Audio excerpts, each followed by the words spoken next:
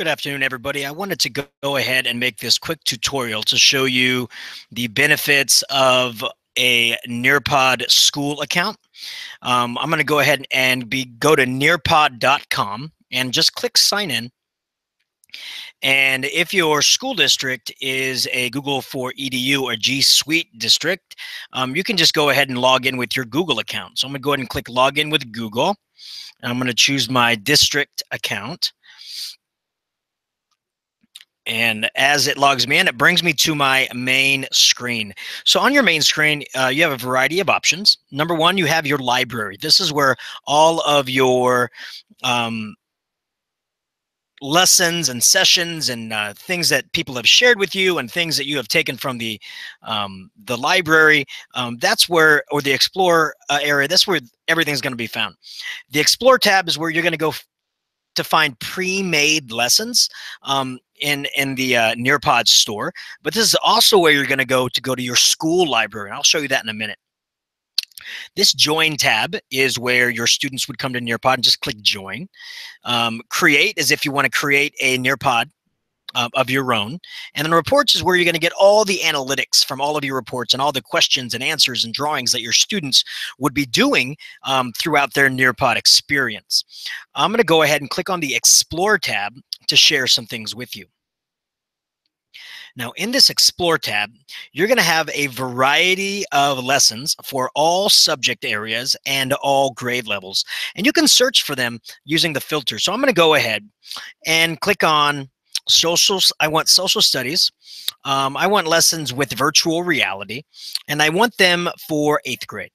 I'm going to go ahead and search all lessons, and it's going to search for those lessons. And you can see there's quite a bit of social studies lessons for 8th grade, and you see a lot of them are not just for 8th grade, they're for a variety of grade levels, but these are all the virtual reality ones. Now, let's say that you're like, oh, you know what, the Mayas are what we're teaching. I'm going to go ahead and click on it. When you click on it, it'll let you preview the lesson. So it'll let you go through the lesson and click preview and move it forward to view. And notice all these pre-made lessons, they're pretty neat because they have all the materials and preparation for the teacher and students. It has the let's get started. It gives the directions to the students right away. It gives the prepared discussion. It gives all the nice little things. And it also, you know, once again, has the embedded VR field trips that the students can come in and look. And if they're using a tablet, all they have to do is stand up and move around. And if they're using a phone, they can put their phone into VR goggles, you know, Google Cardboard goggles, and it'll look like they're actually there seeing these Mayan ruins. Now, if you like this, you're going to go ahead and select Add to My Library. And notice in one single click, we have now added this option to my library. Now, I can also add this to my school library. If this is something that you feel the rest of your school would like, you can click on Add to School Library, and look what it does. It adds it under Explore. It gives you the option of your school library. Now, in this school library, you're going to have a whole bunch of lessons that your school has deemed relevant or fitting for the different lessons that all the different would be putting out. Now, these can also be managed in folders. So you can have one folder full of social studies lessons and one folder full of science lessons. So you can go off and do that much more as well. And you can also filter your school library if you're getting a whole bunch of lessons put in there by teachers or faculty. Now, the great thing about these lessons is all you do is hover over and add it right to your library.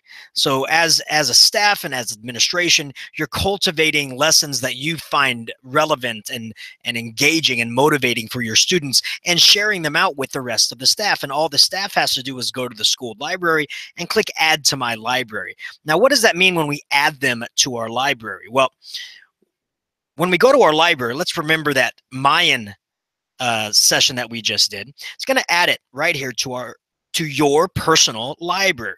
Now, once again, to get here, all you have to do is go straight to the very top, click on My Library, and that will take you right there. Now, notice in your library, you can arrange these in any ways that you want as well. You can create folders, you can create whatever you'd like to help you organize your information. But this is the lesson that we just did. Now, in this lesson, you can do a live lesson, which is you are the teacher and you are presenting the lesson to your entire audience. And all the audience has to do when you click on the live lesson is they can go to nearpod.com and then go to insert join code. They type that in and boom, they are in the lesson. What I love to do is to put this into my Google Classroom. I love to come in and click on Google Classroom and I select the class that I would love to add it to. Once that pops up,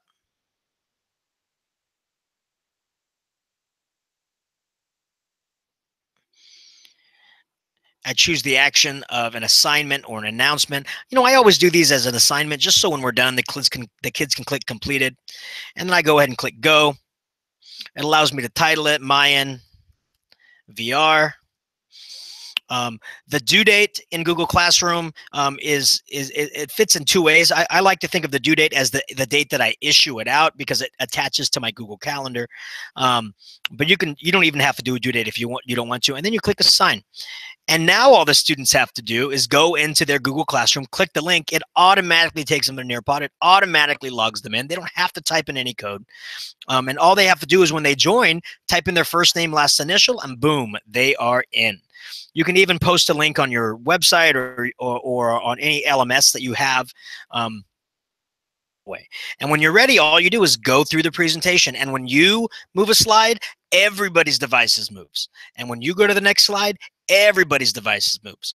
Now, one of the great things I love about Nearpod is the fact that, you know, all lessons are malleable, right? All lessons should be changing, not only on a daily basis, but on, by period basis. You know, in science at 8th grade, you know, no student is the same. No student learns the same. And also no student, period. Learns the same as the other period. So you need to be able to have your lessons be malleable, meaning it molds and flows to the beat of the students in your class at the moment. So if you're doing this paired discussion and you're talking about these sites and these temples, and you're thinking, you know, question I can ask, you can on the fly in the moment come up to add activity, and you can add an open-ended question and saying, why were the ruins built? And then you share that question out with the class, and boom, all the kids now are getting that question because the question happened in the moment, right? The question happened right there in the moment. And then when you're done, you can close the activity and go right back into the flow of the lesson. So I really enjoy the fact that you can change the lesson's questions and the flow of the lesson based upon these addition of activities. The VR in Nearpod is pretty phenomenal. The VR is grabbed from a website called 360cities.net. It has tons of phenomenal photographs by some pretty well-known photographers, and it really brings to life the lesson for the kids. And you know, it just adds that extra engagement for the kids. But you know, when the kids are on this VR, they want to stay on the VR, and you as the instructor, you want to tell them, hey guys, you know, put down your goggles, stop looking at the VR, let's get back on the lesson. We've all been there, right? The great thing about Nearpod is once I click next, it takes them off that VR and brings them to the next one or to your next activity. So you are basically the director of the lesson. You control the lesson, and at any time you can click on the Nearpod and end the session. Now, I don't know about you, but in my class, I have tons of students absent quite often, and it's not because, you know, they love missing my class. Hopefully not. It's because they, you know, are being pulled out for band, or they're being pulled out for choir, or they're being pulled out for the dentist office. Because my fellow teachers and my parents, they know that my class is run almost like an online class where, you know, I'm doing a live lesson, but they can also get that lesson recorded or that lesson available to them at their own pace, at their own time. So that my parents don't you know, they do feel comfortable pulling their students out of my class, knowing that the students aren't missing the needed material they need to pass the course. And that's because of this student paced option. The student paced option gives all the benefits of the live paced, except it allows the students to work on the assignment at their own pace. And it also allows students who are not in your class to be able to access the lesson and go through all the material that you went through with the rest of the class in the live session, but they also get to go through that on their own as well. So, and once again, you can push this right into your Google Classroom as a link. You can embed this into your website, have a list of all the lessons that you've done, and even parents can view this at home and go through this with their students. It's a pretty phenomenal way to keep students accountable and to allow parents to help their students when they are struggling. Now, some people always say, well, you know what if I grab something from the Nearpod store that's pre-made and it's good, but it's not great? Or, you know, it hits some of the points that I'm trying to teach, but not all of them. The great thing about the pre-made lessons are, hey, they're yours, right? They are yours. You can come in here and you can keep the original and duplicate it and make edits to a duplicate version, or you can edit the lesson that's actually there. I'm going to go ahead and click duplicate lesson. So it gives me the entire lesson of the Maya lesson, all the slides, everything, and I can come in and I can delete slides. I can come in and add a slide. I can add content. I can add a slide. I can add Nearpod 3D. And this is pretty neat. Watch this. If I click Nearpod 3D and I want ancient times, let's see, there is an Aztec temple. There's a Mayan temple. So I click on it and I click done. Now, what this is this is a manipulating object. You can go in there and actually manipulate it and move it around and look at the top and look at the sides and zoom in and zoom out. So it's almost like a VR experience, except they get to manipulate the object and look around. So that's another great addition that we can do it. And, you know, I don't want it all the way down here. All I do is click and hold, and I move it up to where I want it to go, which is pretty neat. If there's some open-ended questions you don't like, just click on them and then delete them. Click and delete slide. If you want to add another question, right? If you want to add another question, all you do is click add slide. You can add content. You could send them to another outside web page that you have selected so that you know it's a great curated web page. You can have them look on there and view the website and come back and answer an open-ended question of what they learned. You can add a PDF document if you want them to review that. You can add video from YouTube. You can add slideshows. You can add a sway. You can add another VR field trip. You can add a PhET simulation. This is great for science teachers. PhET is a great, and math teachers as well. Great interactive way to include PhET simulations right off the bat. Now, we've been doing this at our school for years, adding in PhET simulations, but we've been actually putting in a link to them and then driving them over to the actual PhET webpage. This actually brings the PhET simulation into the Nearpod, so it doesn't push them out to another website. So that's a pretty fantastic addition. And then when you're all done with this, when you've all done making your manipulations, you go ahead and click Save and Exit.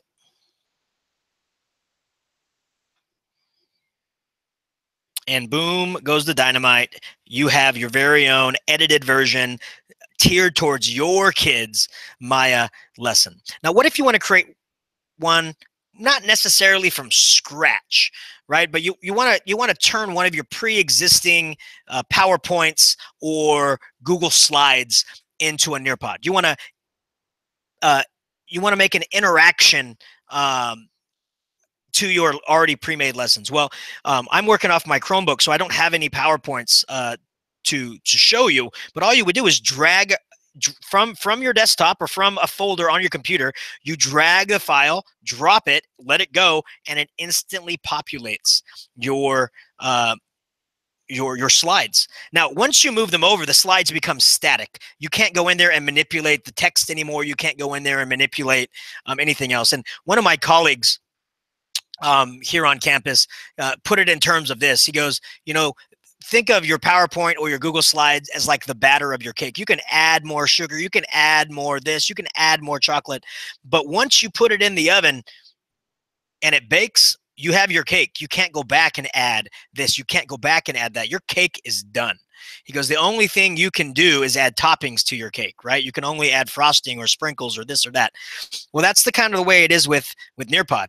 You can do all the adjustments to your slides physically in PowerPoint or Google Slides, but once you've driven them over to Nearpod, it's baked. And the only thing you can do is add the toppings, like your VR simulations or your FET simulations or your 3D objects or your free response or multiple choice questions. So all that's your additives, your activities that you're going to be putting into the Nearpod.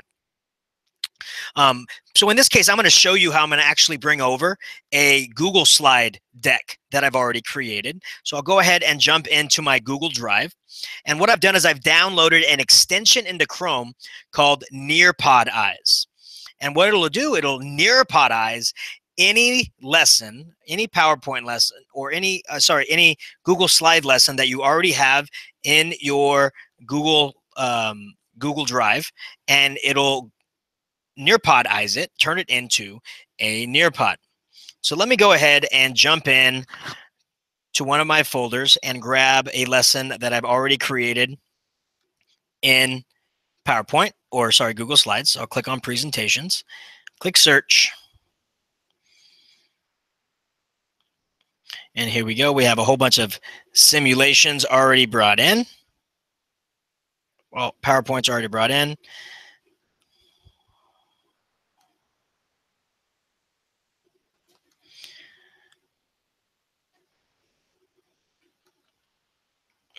And go ahead and grab this bootstrap from my buddy Ed Campos, my brother from another mother.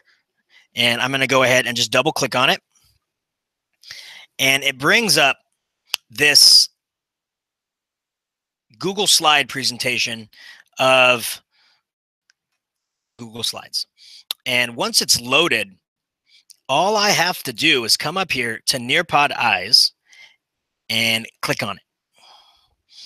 And it'll want you to sign into your Google account, just to link your Nearpod account and your Nearpod Eyes extension, just to make sure they talk to one another. You can see that it is now converting those slides into a Nearpod.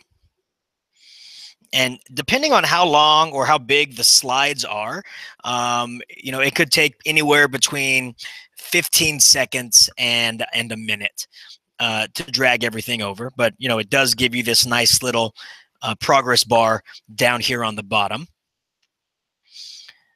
And once these are in, once again, the slides that you've made become a picture, basically. They become static. So you can't add any more.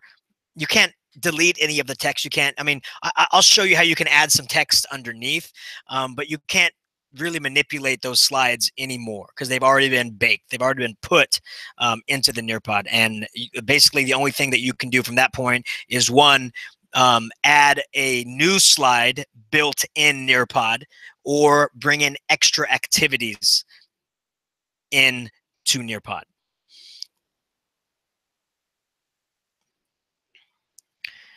And as you can see, this presentation is pretty large, so it is taking, to that full 1 minute aspect that we're looking at.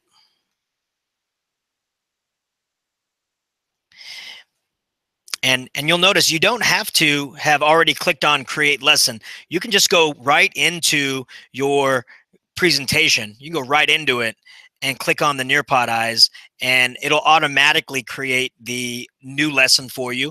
It will name it exactly what Google presentation, your Google slide presentation, is named as well. It'll automatically name it that.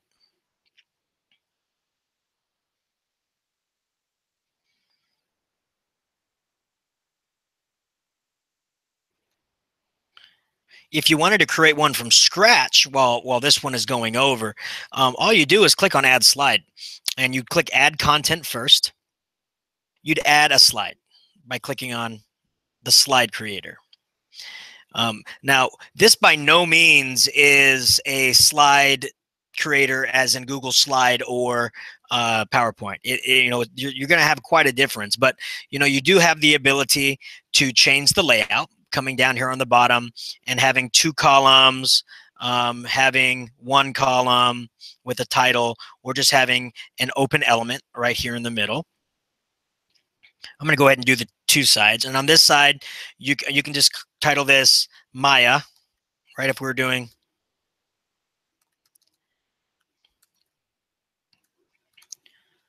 or my slide. I'm going to go ahead and click on the plus button. And here you can add text. And I can type, so here I can add text to my slide. And then on the other side, I can bring in a video from YouTube. Or you can bring a video in from your Google account. You could bring in a video that's already on your computer. Those are limited to 20 megabytes. Or you could bring it right from here. So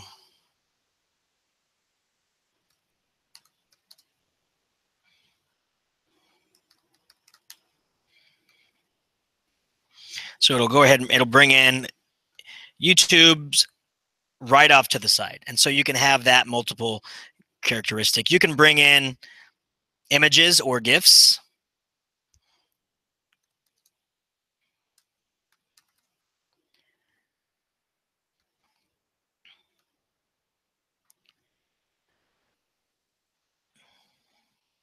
And so you could bring those right in. So you can make slides in the Nearpod, but if you want them to be pretty, you want to make them somewhere else. A great place to make them is Canva. Canva is an online kind of poster making site. But you can also, once again, make them in your Google account. Now, you can see that the Nearpod Eyes is done, and you can see that it has named the account, and it has brought in all of these options, all the slides right in here. And you can see there are lots of slides. And like this was a video, right, embedded into the Google slide. It's not going to import the video. So this is a slide you would want to come in and delete. And then you can come in and you can add slides, add activities. So you don't have to start from scratch. You can go ahead and grab all of your lessons that you already have made, you've already curated, you've already gone through, and you can basically just turn them into an interactive presentation so your students can be more involved in the lesson and you can get instant access to their mindset. Are they getting it? The biggest thing about using a technology tool in your classroom is that it has to benefit the kids in some way. And I follow a mindset of inspect, redirect, make correct. And I always put up any tools that I look at against this model of inspect, redirect, make correct. And what that means is at any moment, I want to be able to inspect my student work. I want to see if they're getting it, not after class is over and looking at their work, and not over the weekend and on Monday come back and restructure. I want to know now, do my kids understand what I am saying? Do the kids understand the words coming out of my mouth, right? And if they don't, I want to be able to redirect them, stop the class, say, hey, we're all not understanding this concept. Let's go over it again. Let's reteach it. Let's get all on the same page. And then finally, having time in class to allow them to change their answer, to make the corrections, to make their answers correct, right? Inspect, redirect, make correct. And Nearpod does a great job at fitting that model. So I've walked you through all the ways to create a lesson, to find a lesson, how to log into your account. I hope that you find your Nearpod school account to be beneficial to you, beneficial to your site, beneficial to your kids, and also beneficial to your parents. If you have any questions about Nearpod or any comments at all, please feel free to contact me. Thank you for watching, and until next time, we'll see you later.